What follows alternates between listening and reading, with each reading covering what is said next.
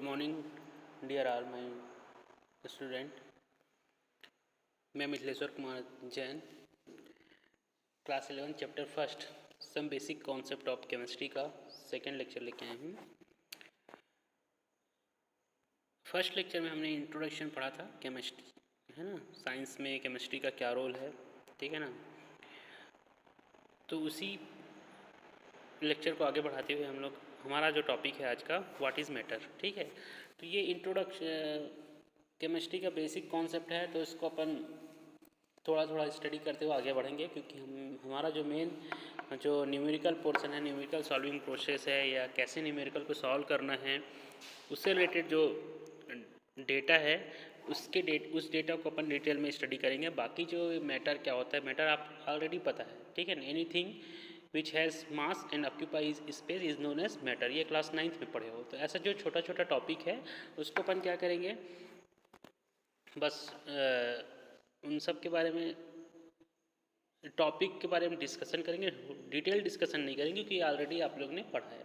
इसके बावजूद इसमें अगर कोई डाउट होगा तो आप लोग मुझे कमेंट सेक्शन में पूछ सकते हैं, ठीक है। जैसे व्हाट इज़ मैटर, मैटर अभी जस्ट बताया, anything which has mass and occupy space is known as matter, ठीक है ना।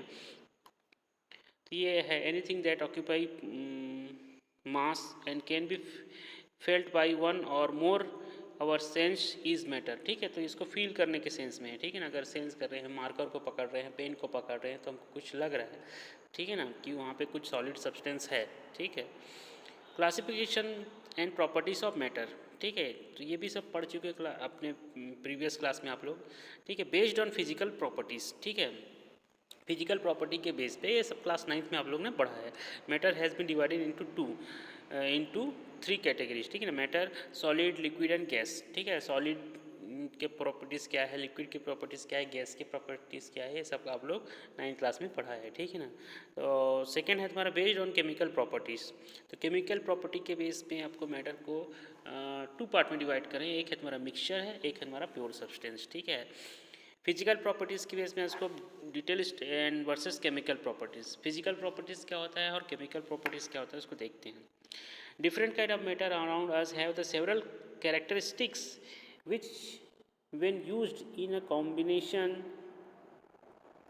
describe kind of matter. Therefore the chemist broadly divided the properties of matter in 2 kinds, name physical and chemical properties, ठीक है। Physical यानी कि physical observation से किसी matter को फिजिकली आप देख रहे हो, क्या चीज़ ऑब्जर्व कर रहे हो, ठीक है ना, जो दिखेगा वो क्या कहलाता है तुम्हारा फिजिकल प्रॉपर्टीज़, ठीक है। जैसे मार्कर देख लिए, मार्कर आपके पास क्या है, सॉलिड है, ठीक है ना। तो उसका नेचर क्या है, तुम्हारा सॉलिड है, ठीक। और इसको क्या कर सकते हैं, है ना, कितने टेम्परेचर में वो मेल्ट हो सकता है। प्लास्टिक का है मार्कर, कितने टेम्परेचर में मेल्ट होगा, ये सारा चीज़ क्या है तुम्हारा मेल्टिंग पॉइंट हो गया, बॉइलिंग पॉइंट हो गया, कलर क्या हो गया, टेक्सचर क्या हो गया, ठीक है। जैसे आप सॉल्ट की बात करें तो सॉल्ट क्या है, ग्रेन्यूल्स के फॉर्म में होगा, कुछ क्रिस्टल के फॉर्म में होगा, कुछ पाउडर के फॉर्म में होगा। तो ये सब क्या है तुम्हारा फिजिकल प्रॉपर्टी कैटेगरी में आते हैं, ठीक है ना। So physical properties are those properties which can be measure or observe, जो मैं आपको बोला ऑब्जर्व कर रहे हैं, विदाउट चेंज द आइडेंटिटी, बिना उसके आइडेंटिटी के चेंज हुए, ठीक है। मार्कर को छू लोगे तो मार्कर मार्कर ही रहेगा, ठीक है ना। नमक को छू लोगे, सॉल्ट को छू लोगे तो सॉल्ट सॉल्ट ही रहेगा, उसकी आइडेंटिटी चेंज नहीं होता। लेकिन उसको छू के फील करके हम उसका टेक्सचर क्या है ना, वो सब चीज़ अपन आइडेंटिफाई कर सकते हैं, ठीक है। वाटर को बॉईल करोगे, है ना, बॉईल करोगे आप, बॉईल करने के बाद भी वाटर वही कंडीशन में रहेगा और बॉईल करने से जो पहले कंडीशन में था, ठीक है ना, डेंसिटी हो गया, ठीक। तो ये सारा क्या है तुम्हारा फिजिकल प्रॉपर्टीज़ है, ठीक है। केमिकल प्रॉपर्टीज़ क्या है, केमिकल प्रॉपर्टीज़ में क्या है, केमिकल रिएक्शन ऑकर होगा। तो केमिकल प्रॉपर्टीज़ क्या है, are those which can be measure only a chemical reaction, ठीक है। केमिकल रिएक्शन से ही पता चलेगा कि सब्सटेंस क्या है, सब्सटेंस का बिहेवियर क्या है, ठीक है ना, सब्सटेंस किस टाइप का रिएक्शन शो कर रहा है। तो this can't be observe just by the touching, केवल छूने से पता नहीं चलेगा, है ना। Viewing the substance, example acidity, किसी सब्सटेंस का एसिडिटी, भाई टोमेटो एसिड है और आपका क्या है तुम्हारा टोमेटो हो गया, कर्ड हो गया, दही, ठीक है ना, वो भी एसिड है। अब आपको ऑब्वियस सी बात है कि दोनों में से कौन सा ज़्यादा खट्टा लगेगा आपको, टमाटर खट्टा लगेगा कि सॉर टेस्ट होगा कि आपका कर्ड, ठीक है ना। तो उसको तो आप टेस्ट करके ही बता सकते हो ना, ऐसे तो नहीं बता सकते। तो वही चीज़ है कि ये सारे जो केमिकल प्रॉपर्टीज़ है उसको क्या करेंगे, केमिकल रिएक्शन परफॉर्म होता है उसके बेस पे उसको जज करते हैं, आइडेंटिफाई करते हैं।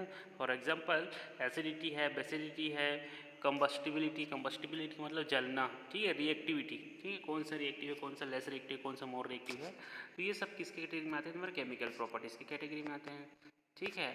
देन है the international system of unit, ठीक है। तो अब इंटरनेशनल जिसको IS यूनिट बोलते हैं, IS का फुल फॉर्म है, या IS मार्क बोलते हैं, ठीक है ना। तब ठीक है ना, तो ये IS का मतलब होता है इंटरनेशनल सिस्टम ऑफ यूनिट, ठीक है। तो यूनिट क्या है, मेजरमेंट है। यूनिट क्या है तुम्हारा, किसी मेजरमेंट करने का एक मीटर, मीटर बोल सकते हो, ठीक है ना। क्या बोल सकते हैं उसका, एक वर्ड याद नहीं आ रहा है, जैसे हिंदी में उसको पैमाना बोलते हैं, नापने के वस्तु बोलते हैं, ठीक है ना। तो उसी को क्या बोल रहे थे, मैंने यूनिट बोल रहे हैं, ठीक है। जैसे आप मार्केट में जाओगे, आपको चाहिए क्या, आपको चाहिए पोटैटो चाहिए, ठीक है ना, आलू चाहिए। तो आलू को किस में लोगे, ग्राम में लोगे, ठीक है। ग्राम तो बहुत छोटा यूनिट होता है ना। आपको क्या बोलेंगे, ½ kg दे दीजिए, आधा किलोग्राम दे दीजिए, 1 किलोग्राम दे दीजिए, 5 किलोग्राम दे दीजिए, ठीक है। फिर वही है कि जो चीज़ छोटा है, जीरा खरीदने जा रहे हो आप मार्केट में, तो क्या 5 किलो जीरा लोगे, 2 किलो जीरा लोगे, ऐसा तो नहीं बोल सकते ना उसको, फिर उसको ग्राम में लेना पड़ेगा।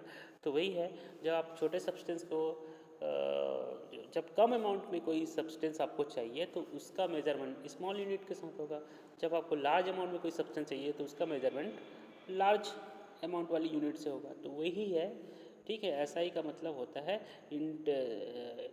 IS मतलब international system of unit. Unit का एक इंटरनेशनल सिस्टम है जो यहाँ भी जैसे आपको 1 kg लेना है तो यहाँ भी वही 1 kg हो रहा है, आपको अमेरिका में लेना है तो भी 1 kg पोटैटो ही होगा, ठीक। एक स्टैंडर्ड यूनिट है, उसको क्या बोलते हैं, इंटरनेशनल सिस्टम ऑफ यूनिट बोलते हैं, ठीक है। तो बेसिक कुछ यूनिट है जिसके अकॉर्डिंग अपने को मेजरमेंट करना है, कैलकुलेशन करना है, न्यूमेरिकल सॉल्व करना है, उसको आपको याद करना है। फॉर एग्जांपल के लिए ये मेरे ख्याल से आपका फिजिक्स में भी चल रहा होगा ये टॉपिक, है ना। फिजिक्स के भी फर्स्ट चैप्टर में फंडामेंटल मतलब कुछ बेसिक नॉलेज ही होगा तुम्हारा फिजिक्स के बारे में, तो ये सारा चीज़ उसमें भी रिपीट होगा, है ना। सिग्निफिकेंट फिगर आगे आएगा, चाहे वो फिजिक्स में भी होगा, ठीक है। तो ये बेसिक चीज़ आप याद रखो। 7 फंडामेंटल साइंटिफिक क्वांटिटीज़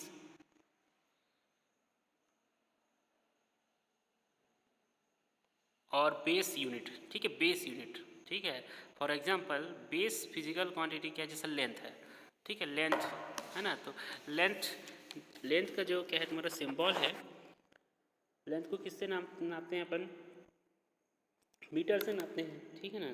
तो उस सिंबल फॉर क्वांटिटी, जो मेजरमेंट का क्वांटिटी के लिए अपन उसका ले रहे हैं L ले रहे हैं, लेकिन जिसका ऐसा यूनिट होता है वो मीटर होता है। तो मीटर के स्मॉल लेटर अपन यूज़ कर रहे हैं M, ठीक है।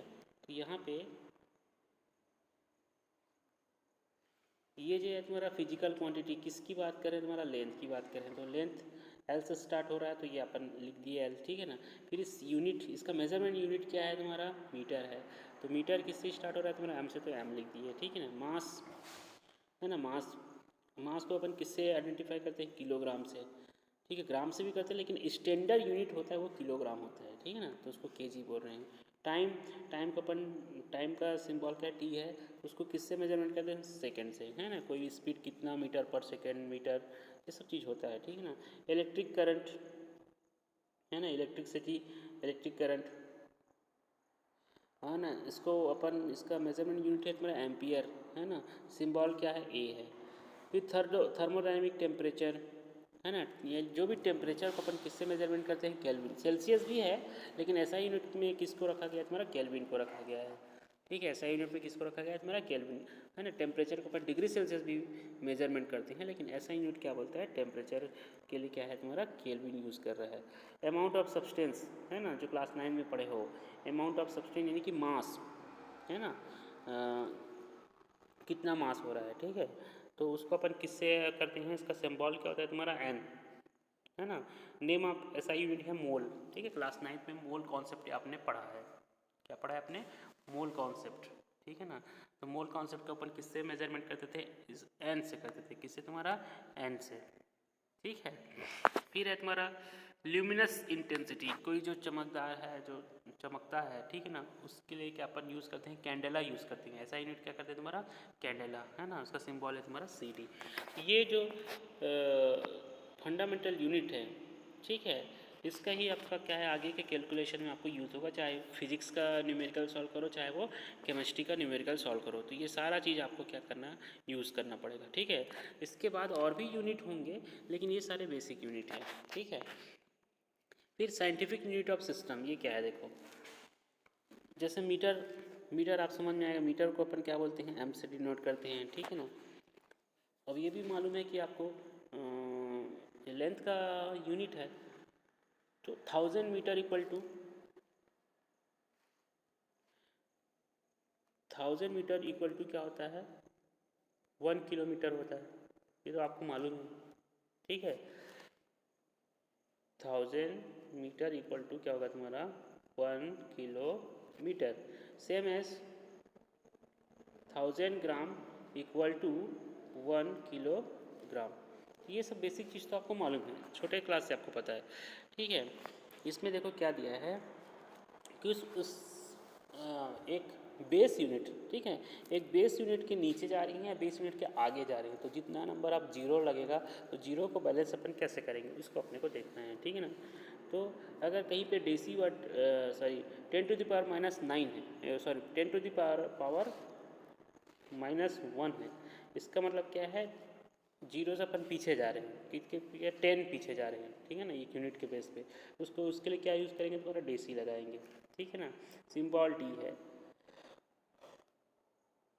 ठीक है। पीछे जा रहे हैं तब की बात है, आगे जा रहे हैं तो हो जाएगा तुम्हारा डेका, है ना। फिर हेक्टर, एक्स यूज़ कर रहे हैं, फिर क्या है किलो, है ना, मीटर, मीटर आपका यूनिट है, ठीक है। तो 10⁻³ मीटर, इसका मतलब क्या हुआ 10 × 10 × 10, तो सबको मल्टीप्लाई करेंगे तो क्या होगा 1000, तो 1000 मीटर इक्वल टू क्या होगा 1 किलोमीटर, तो यहाँ पे किलो वर्ड यूज है, क्या यूज़ किया तुम्हारा किलो, समझ में आ रहा है आपको। तो 10⁻³ है, इसका मतलब क्या है तुम्हारा किलो है, ठीक। 10⁻6 यानी कि मेगा है, क्या है तुम्हारा मेगा, मेगा, ठीक है। किलो बाइट होता है ना, केबी, केबी मतलब किलो बाइट, MG मतलब क्या है मेगा बाइट, MB MB मतलब क्या होता है मेरा मेगा बाइट, ठीक है। फिर आता है तुम्हारा GB बोलते हैं, गीगा बाइट, तो ये सब चीज़ है ना। 1 KB का है, 1 KB, KB मतलब है किलो बाइट, ठीक है। KB के बाद आता है MB, MB मतलब होता है तुम्हारा मेगा बाइट में, फिर MB के बाद आता है तुम्हारा GB, GB मतलब होता है गीगा बाइट। तो ये सारा चीज़ क्या है, आगे बढ़ रहे हैं तो कितने का मल्टीपल किन से मल्टीप्लाई होगा, ये सब चीज़ आपको डाटा आपको याद करना है, ठीक है। सम इम्पॉर्टेंट नोट्स क्या है, अब यहाँ पे वही सिग्निफिकेंट फिगर जो क्लास 11वीं फिजिक्स में जो आप लोग पढ़ रहे हैं उसी से रिलेटेड टॉपिक है। सब इम्पॉर्टेंट पॉइंट क्या है देखो, to indicate very small number we use negative exponent, एकदम ज़्यादा छोटा है ना, कि जीरो से भी छोटा है, जीरो से छोटा क्या होगा इंटीजर ही होगा, लेकिन उस पर क्या साइन लगा रहेगा तुम्हारा माइनस, ठीक है ना। To indicate large number we use positive exponent, ठीक है ना, जो अपन यूज़ करें, जैसे लार्ज नंबर है, मुझे लिखना है, लार्ज तो बहुत बड़ा नंबर है, ठीक है, लेकिन मैं कोई भी कंपेरिजन करते हुए लिख रहा हूँ, तो ये होगा तुम्हारा 1 मिनट +4, तो +4 मेरे लिए क्या है लार्ज नंबर है, ठीक है ना। और सबसे कम लिखना है तो क्या होगा, इससे और कम करूँगा तो +3 आएगा, फिर क्या आ जाएगा तुम्हारा +2 +1 0 आएगा, फिर -1 -2, तो ये सब है, जैसे -4, तो ये क्या है तुम्हारा सबसे छोटा हो गया, कंपेरिजन करूँ 4 +4 से -4, तो सबसे छोटा यूनिट ये हुआ है, सॉरी सबसे छोटा नंबर ये हुआ, सबसे बड़ा नंबर लार्ज नंबर ये होगा, स्मॉल नंबर -4 हुआ, लार्ज नंबर +4 हुआ, ठीक है। और -4 से अगर एक बढ़ा दूँ तो क्या हो जाएगा वो -3, तो -3 is greater number as compare to -4, है ना। माइनस, और यहाँ पे लिख देता हूँ -1, तो -1 is greater number as compare to -4 and -3। तो ये सारा चीज़ तो नेगेटिव पॉजिटिव का जो नंबर सिस्टम है वो आपको पहले भी पता है, ठीक है, फिर भी उसके बारे में थोड़ा सा डिस्कशन कर रहे हैं अपन। Scientific notation is the proper representation of number in exponential form, ठीक है, जो साइंटिफिक नोटेशन लगाते हैं प्लस और माइनस, उससे ही आइडेंटिफाई करते हैं कि कौन सा नंबर लार्ज है, कौन सा नंबर स्मॉल है। Precision of indicate how closely repeat the measurement match each other. Accuracy indicate how closely a measurement match the correct और एग्जैक्टेड वैल्यू, ठीक है। तो जब अपन न्यूमेरिकल सॉल्व करेंगे तो आपको क्या मिलेगा, एक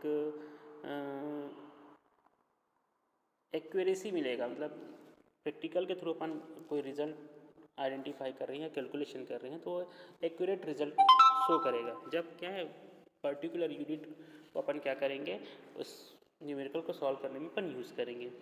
एक्यूरेसी इंडिकेट हाउ क्लोजली, ठीक है, एक्यूरेसी का मतलब कितना एक्यूरेट है, कितना एक्यूरेट कर रहे हो, कितना एक्यूरेट कैलकुलेशन कर रहे हो कि आप एक एग्जैक्ट वैल्यू जो आपको निकालना है उस तक पहुंच रहे हो।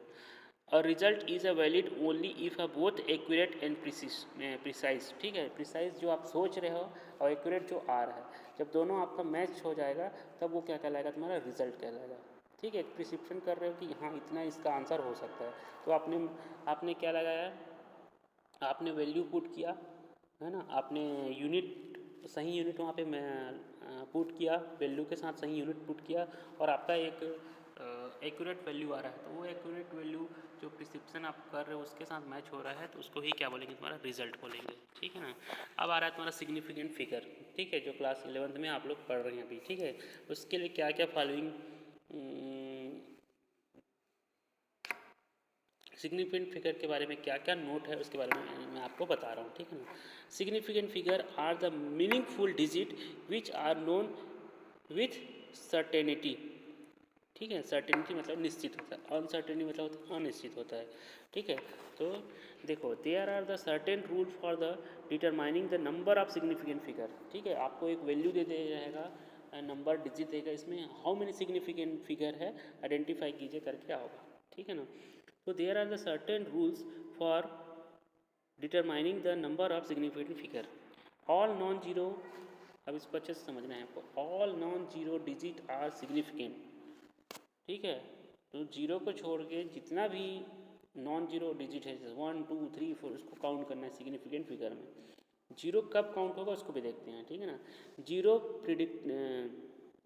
Preceding the first non zero digit are not significant. अगर यहाँ पे मैं स्टार्ट करता हूँ जीरो से स्टार्ट कर रहा हूँ, ठीक है ना, 0 2 3 4 ऐसा कोई जगह लिखा है, इसका मतलब क्या हुआ, सॉरी मैं फिर से लिख दे रहा हूँ। अगर यहाँ पे ऐसे लिखा है, कहीं पे लिखा होगा कि 0 2 3 4, है ना, कोई क्वेश्चन आपको पूछ दिया, अगर आपको कोई बोलता है इतना रुपया आपको कोई दे रहा है, ठीक है, तो आपको ऑब्वियस सी बात है जीरो का तो कोई रोल नहीं है, तो किसकी बात कर रहा है, 234 रुपीज़ की बात कर रहा है। तो यहीं पे लिखा है कि zero preceding the first non zero digit are not significant. अगर जीरो कोई मीनिंगफुल क्या हो रहा है, तुम्हारा सिग्निफिकेंट फिगर के आगे लगा है, तो उसका कोई रोल नहीं है, ठीक है ना। Zero between two non zero digit, ठीक है, यहाँ पे क्या लिखा है, जीरो अगर कहाँ पे होगा, फर्स्ट नॉन जीरो डिजिट, अभी जस्ट मैं आपको समझाया था, फिर से लगा दो, अगर जीरो कहाँ पे होगा, नॉन जीरो डिजिट के पहले हो रहा है, तो इसको अपन सिग्निफिकेंट फिगर के रूप में काउंट नहीं करेंगे, ठीक है ना। लेकिन zero between two non zero digit are significant, लेकिन ऐसा है कि टू, अभी हमने इसको काउंट नहीं किया था, 0 2 3 4, तो हम सीधा कितना काउंट किए थे, 234, इसको कोई काउंट नहीं किए थे। लेकिन यही हो जाएगा तुम्हारा, क्या हो जाएगा, 2 3 4 0 1, तो ये तो पूरा काउंट होगा, तो ये भी सिग्निफिकेंट फिगर है, ये भी, तो टोटल इसमें कितने सिग्निफिकेंट फिगर है, तुम्हारा 5 है, कितने तुम्हारा 5 है। इससे पहले में कितना था तुम्हारा, 0 2 3 4, तो इसमें केवल 3 ही सिग्निफिकेंट फिगर थे। तो ये चीज़ आपको अच्छे से समझना है, ठीक है ना। Zeros at the end or the right of the number are the significant provided they are on the right side of the decimal point। तो जीरो कब काउंट होगा, लेफ्ट में होगा तो काउंट होगा ही, ठीक है ना।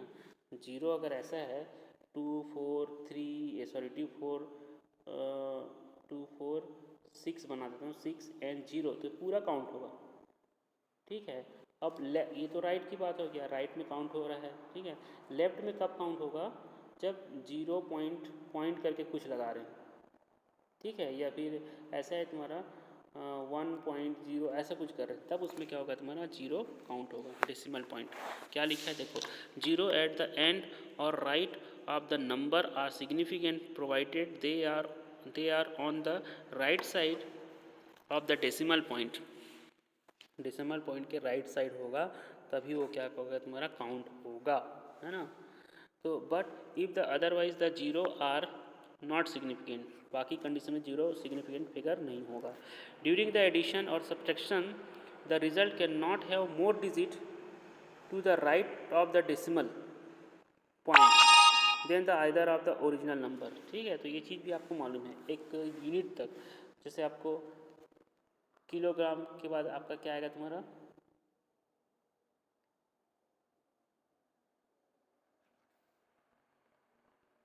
ग्राम आएगा। ठीक है ना। तो कितने पॉइंट के बाद कितना डिजिट लिख सकते हो, ये चीज़ है। जैसे मैंने लिख दिया 1.7 kg, तो ऑब्वियस सी बात है यहाँ पे क्या है 1 किलोग्राम है, और 7 मतलब क्या है 7 ग्राम है, 700 ग्राम है। ठीक है। तो उसी चीज़ को बोल रहे हैं, पॉइंट के बाद एक सर्टेन डिजिट ही आपने को रखना है कैलकुलेशन करते टाइम। क्या लिखा है? During the addition and subtraction the result can not have more digit to the right of the decimal, है ना। ये जो लिखा हूँ मैं डेसिमल के बाद, जैसे यहाँ पे लिख दिया था कि 1.70 और एक जीरो तो नहीं लगा सकता, तो ऐसे में तो वैल्यू ही गलत हो जाएगा, क्योंकि आपको मालूम है कि 1000 ग्राम इक्वल टू होता है 1 किलोग्राम। ठीक है। तो अगर ये एक एक्स्ट्रा डिजिट लगा दे तो कोई वैल्यू नहीं होगा। तो आपको पॉइंट के बाद कितना डिजिट लगा सकते हो तुम्हारा 3 डिजिट ही लगा सकते हो। अगर किसकी बात कर रहे हैं, कौन सी यूनिट की बात कर रहे हैं, तुम्हारा मेजरमेंट कर रहे हैं किसका, तुम्हारा लेंथ का मेजरमेंट कर रहे हैं, तब की बात है। ठीक है। तो ये सब बेसिक चीज़ आपको पढ़ना है। In a multiplication and division with significant figure the answer can not have more significant figure than the either the original number। ठीक है। मल्टीप्लिकेशन कर रहे हो और डिवीज़न कर रहे हो तो can not have more significant figure than the either or the original number. ठीक है। तो ये सब बेसिक चीज़ आपको पहुँचना है। लॉ एंड पोस्टुलेट क्लास 9 में कुछ लॉ भी पढ़े तुम्हारा केमिकल से रिलेटेड, जैसे कुछ बेसिक 5 लॉ पढ़े थे। ठीक है ना। क्या था तुम्हारा कॉम्बिनेशन ऑफ केमिकल का। ठीक है ना। केमिकल कॉम्बिनेशन क्या क्या होता है उसके बारे में, तो बेसिक लॉ आपको पढ़ना है। ठीक है। तो इस बेसिक लॉ को अपन क्या करेंगे नेक्स्ट वीडियो में पढ़ेंगे। फिर भी आप लोग के लिए होमवर्क है, इन 5 लॉ में से कोई भी एक लॉ को क्या करना है, आपको मुझे कमेंट सेक्शन में एक्सप्लेन करना है या मुझे व्हाट्सअप नंबर में एक्सप्लेन करना है। ठीक है ना। इस क्वेश्चन का आंसर कितने लोग दे रहे हैं उससे मुझे भी पता चलेगा कि कितने लोग मेरा क्लास अटेंड कर रहे हैं या क्लासेस अटेंड कर रहे हैं। ठीक है। तो अगर वीडियो को देख रहे हो तो जो कंटिन्यूसली जो होमवर्क का एक्सप्लेनेशन मुझे भेजेगा तो उन्हीं को मैं साइंस ग्रुप में रखूँगा। ठीक है। नहीं तो फिर मैं आगे फर्दर नाम दूंगा कि साइंस क्लास के लिए इंटरेस्टेड नहीं है तो आपको अदर सब्जेक्ट आपको चॉइस करना पड़ेगा, क्योंकि साइंस में आपको डेली होमवर्क, साइंस में किसी भी सब्जेक्ट में आपको डेली होमवर्क करना है। ठीक है ना। तो ये चीज़ आप देखिए। There are the 5 basic law of the chemical combination that govern every reaction. ठीक है ना। तो law of conservation of mass class 9th में आप लोगों ने पढ़ा है। ठीक है। कंजर्वेशन ऑफ मास को रिलेट किससे करते थे तुम्हारा न्यूटन्स लॉ से रिलेट करते थे, सॉरी न्यूटन्स लॉ, सॉरी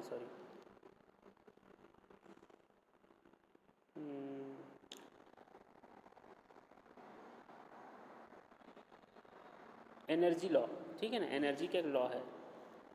ठीक है ना। एनर्जी का जो लॉ है, एनर्जी क्या बोलता है, energy neither be created and not be destroyed, it can form one form to another form.